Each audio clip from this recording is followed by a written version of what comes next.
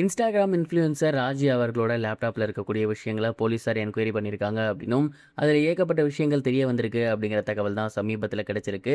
அதை பற்றி தான் இந்த ஒரு வீடியோவில் நம்ம பார்க்க போகிறோம்.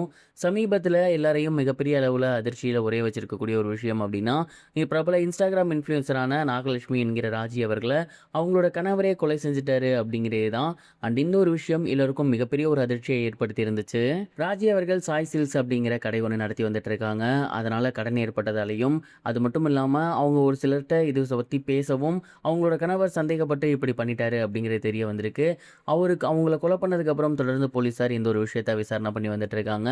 அந்த வகையில் சமீபத்தில் ராஜி அவர்களுடைய லேப்டாப் எடுத்து அதில் ஏதாவது முக்கியமான வீடியோஸ் இருக்கா, ஃபோட்டோஸ் இருக்கா, இல்லை டாக்குமெண்ட்ஸ் ஏதாவது இருக்கா அப்படிங்கிற கோணத்தில் போலீஸார் விசாரணை பண்ணி அதை செக் பண்ணி பார்த்துருந்துருக்காங்க.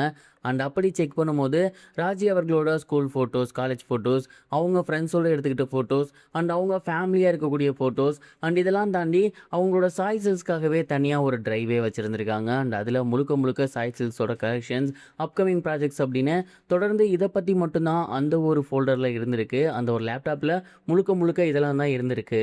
மேலும் இந்த ஒரு லேப்டாப்பை சைபர் கிரைம்கிட்ட கொடுத்து இதற்கு முன்னாடி வேறு ஏதாவது இருந்திருக்கா, அது ஏதாவது முக்கியமான விஷயங்களை, தடயங்களை அழிச்சிருக்காங்களா அப்படிங்கிற மாதிரியும் செக் பண்ணி பார்த்துருந்துருக்காங்க.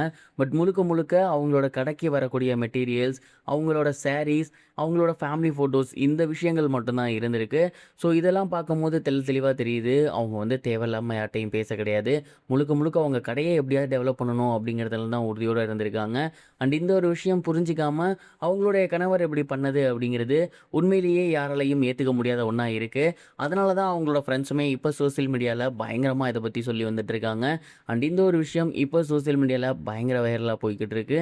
நீங்கள் இதை பற்றி என்ன நினைக்கிறீங்க, உங்களோட தாட் என்ன அப்படிங்கிறத மறக்காமல் கமெண்ட் பாக்ஸில் ஷேர் பண்ணுங்கள். இது ஒரு புறம் இருக்க, பிரபல நடிகர் மற்றும் இயக்குனரான ஆர்ஜே பாலாஜி ரீசெண்டாக லோகேஷ் கனகராஜ் அவர்களை பற்றி சொல்லியிருக்கக்கூடிய ஒரு விஷயம் இப்போ சோசியல் மீடியாவில் பயங்கர வைரலாக போய் நெட்டிசன்கள் எல்லாமே அவரை கலாய்ச்சிக்கிட்டு இருக்காங்க அப்படின்னு தான் சொல்லணும். லோகேஷ் கனகராஜ் அவர்கள் சமீபத்தில் நடைபெற்ற சட்டமன்ற தேர்தலில் ஓட்டு போடலை. லோகேஷ் கனகராஜ் அவர்கள் ஏன் ஓட்டு போட போகலை அப்படிங்கிறது பயங்கர வைரலாக போகவே ஆர்ஜே பாலாஜி இதை பற்றி ஒரு சில விளக்கம் கொடுத்துருந்தாரு. அன்னைக்கு சென்னையில் ஓட்டு போட்டதுக்கப்புறம் நான் வெளியூர் போகிறதுக்காக ஏர்போர்ட் போயிருந்தேன். அப்போ அந்த இடத்துக்கிட்ட லோகேஷ் கனகராஜ் அவர்கள் ஓட்டு போடுறதுக்காக அவங்க ஊருக்கு போடுறதுக்கு தான் ஃப்ளைட் பிடிக்க வந்திருந்தார். பட் அந்த ஒரு ஃப்ளைட்டை அவர் மிஸ் பண்ணிட்டாரு. அதனால தான் அவர் ஓட்டு போட போகலை அப்படிங்கிற மாதிரி சொல்லியிருந்தார். இந்த ஒரு காரணத்துக்கு அப்புறம் லோகேஷ் கனகராஜை கலாய்க்க மாட்டாங்க அப்படிங்கிற மாதிரி நினச்சி தான் ஆர்ஜே பாலாஜி சொன்னார். பட் இந்த ஒரு காரணத்துக்கு அப்புறம் தான் நிறைய பேர் இன்னும் லோகேஷ் கனகராஜ் அவர்களை கலாய்ச்சி வந்துட்டு இருக்காங்க. கண்டிப்பாக லோகேஷ் கனகராஜ் அவர்களே நானே அமைதியாக இருந்திருந்தால் கூட இந்தளவுக்கு அடிச்சிருக்க மாட்டாங்க அப்படிங்கிற மாதிரி மனசில் நினச்சிருப்பார்.